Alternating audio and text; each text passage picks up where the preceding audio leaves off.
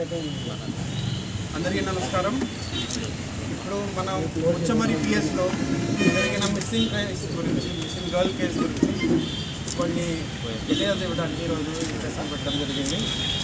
మన 7th జూలైకి 69/24 కేసులో ముచ్చమరి పిఎస్కి ఒక గర్ల్ మిస్సింగ్ కేసు నమోదైంది. ఈ మిస్సింగ్ కేసులో 9-year-old అమ్మాయి బయట ఆడడానికి వెళ్ళినప్పుడు మళ్ళీ తిరిగి రాలేదని కంప్లైంట్ ఇచ్చారు ఫాదర్. మన ఇన్వెస్టిగేషన్ వెంటనే స్టార్ట్ చేసి పాత ఎస్పీ గారు, ఇన్స్పెక్టర్, ఎస్డిపి అందరు ఆఫీసర్స్కి ఇన్స్ట్రక్షన్ ఇచ్చి ఆ కేసు మీద ఉండమని చెప్పారు. దాంట్లో ముఖ్యంగా మన ఇప్పటి వరకు తెలిసిన విషయంలో ఏముంది, ఆ టైంలో 3 పిల్లలు ఎవరెవరు child in conflict with law ఉన్నారు. 3 ఈ అమ్మాయికి పక్కనే తీసుకువెళ్ళి బలవంతంగా చేసి అత్యాచారం చేసి తర్వాత ఒంట నొక్కేసి చంపేశారు.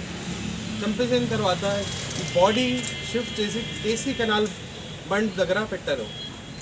పెట్టిన తర్వాత మళ్ళీ ఇంటికి వచ్చి ఎవరెవరు CCLs child in conflict with law ఉన్నారో వాళ్ళ బంధువుకి చెప్పిన తర్వాత ఈ బంధువు ఎవరెవరైతే ఉన్నారో ఇది కేసులో మన కేసులో A4 and A5 అయ్యారు.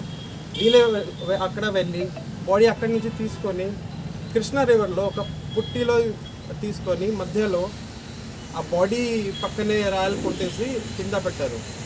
సో ఇవన్నీ ఇన్వెస్టిగేషన్స్లో మనం చేసిన తర్వాత నిన్న అరౌండ్ 5 o'clock ఎవరెవరైతే child in conflict with law ఉన్నారో, జువెనైల్స్ ఉన్నారో వాళ్ళకి అప్రహెండ్ చేసడం జరిగింది. అండ్ A4 and A5 ఎవరెవరి బంధువు ఉన్నారో వాళ్ళకి అరెస్ట్ చేయడం జరిగింది.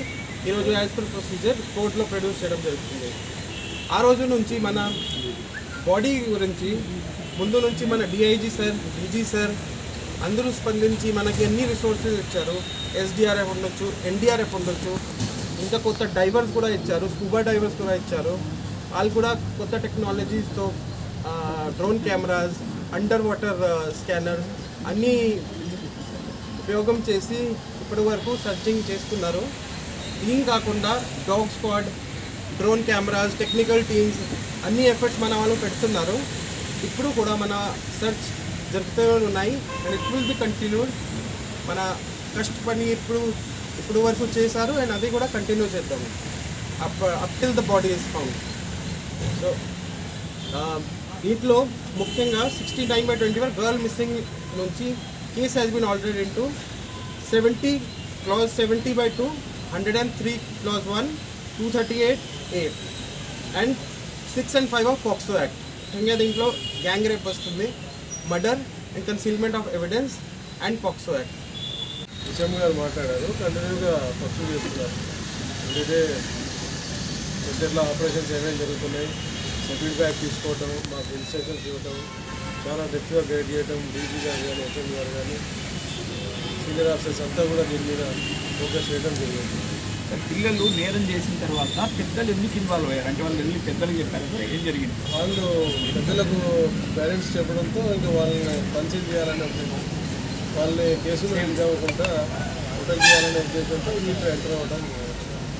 అంటే పిల్లలు నేరానికి పాల్పడడానికి ప్రధాన కారణం ఏమై ఉండొచ్చు అంటే మీ దర్యాప్తులో సెల్ ఫోన్ చూడడం కానీ? ఒకటి సెల్ ఫోన్ చూడడం అయితే వీళ్ళకు ఉంది.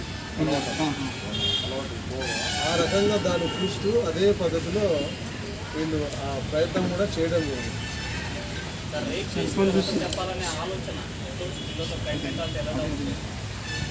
ఇట్లా ఆర్క్ దగ్గర లోపల టెంపుల్ ఉంది కదా, ఆ టెంపుల్ దగ్గర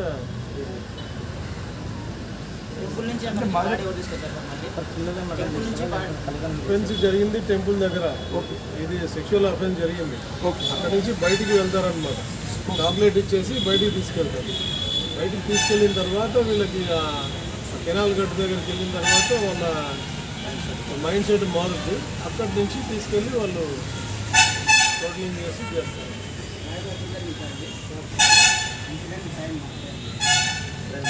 ఎవరైతే దాంట్లో ఇన్వాల్వ్ అయి ఉన్నారో వాళ్ళు చెప్పిన సమాచారం మేరకు సాక్ష్యాలన్నీ కూడా సేకరించిన తర్వాత నిరూపణ చేసుకున్న తర్వాతనే ఈ చర్యలన్నీ కూడా తీసుకోవడం జరిగింది. ఎటువంటి ప్రజెస్ లేవు, ఎవరు చెప్పచ్చు. సార్ గతంలో ఇటువంటి సంఘటనలు చోటు చేసుకున్నవి, దానివల్ల చాలా పిల్లలు డ్రాప్అవుట్స్ కూడా పెరిగాయని చెప్పేసి అక్కడ తెలుస్తుంది.